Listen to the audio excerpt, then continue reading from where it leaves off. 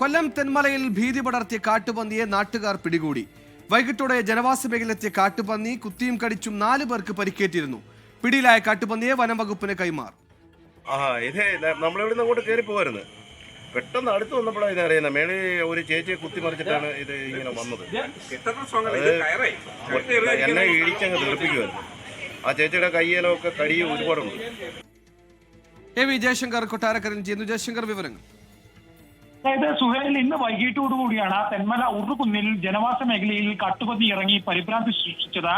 ഇതിനുശേഷം നാട്ടുകാരെല്ലാം തന്നെ ഇടപെട്ട് ഈ കാട്ടുപന്നിയെ പടക്കവും മറ്റും പൊട്ടിച്ച് കാട്ടിലേക്ക് തിരിച്ചയച്ചു. പക്ഷേ കാട്ടുപന്നി വീണ്ടും തിരിച്ചെത്തുകയും രാത്രിയോടെ പരിഭ്രാന്തി സൃഷ്ടിക്കുകയും ചെയ്തു. ഈ സാഹചര്യത്തിലാണ് നാട്ടുകാർ സാഹസികമായി കയർ ഉപയോഗിച്ച് കാട്ടുപന്നിയെ പിടികൂടുക എന്നൊരു ദൗത്യത്തിലേക്ക് കടന്നത്. എന്തായാലും കാട്ടുപന്നിയുടെ ആക്രമണത്തിൽ 4ഓളം ആളുകൾക്ക് നിലവിൽ പരിക്കേറ്റിട്ടുണ്ട്. കുത്തിയും കടിച്ചുമാണ് ഈ കാട്ടുപന്നി ജനവാസ മേഖലയിൽ ആളുകളെ ആക്രമിച്ചത്. എന്തായാലും ഇവർ ആശുപത്രികളിൽ ചികിത്സ നേടിയിട്ടുണ്ട്. നിലവിൽ ഈ കാട്ടുപന്നിയെ നാട്ടുകാർ ബന്ധിച്ചിട്ടുണ്ട്. ഉടൻ തന്നെ പന്നിയെ വനം വകുപ്പിന് കൈമാറുമെന്നാണ് നാട്ടുകാർ പറയുന്നത്. ഈ ജനവാസ മേഖലയിലും മറ്റും കാട്ടുപന്നി ആക്രമണം തടയാൻ വനം വകുപ്പ് കർശന നടപടികൾ സ്വീകരിക്കുമെന്ന് വ്യക്തമാക്കുന്ന ഒരു ഘട്ടത്തിലാണ് ജനവാസ മേഖലയിൽ ഇറങ്ങി ഇത്തരം കാട്ടുപന്നികൾ ജനങ്ങൾക്ക് വലിയ ഉപദ്രവം സൃഷ്ടിക്കുന്ന സാഹചര്യം ഉണ്ടാകുന്നത്. എന്തായാലും വനംവകുപ്പ് നടപടിയെടുക്കണമെന്നാണ് നാട്ടുകാർ ഈ വിഷയവുമായി ബന്ധപ്പെട്ട് ആവശ്യപ്പെടുന്നത്. സുഹേൽ, ശരി. സ്വസ്ഥത കെട്ടപ്പോൾ വനം വകുപ്പിനെ കാത്തിരുന്നില്ല, നാട്ടുകാർ തന്നെ ഇറങ്ങി പിടികൂടി. ഇനി വനം വകുപ്പിനെ ഏൽപ്പിക്കും. വി ജയശങ്കറാണ് വാർത്തയുടെ വിശദാംശങ്ങൾ നൽകിയത്.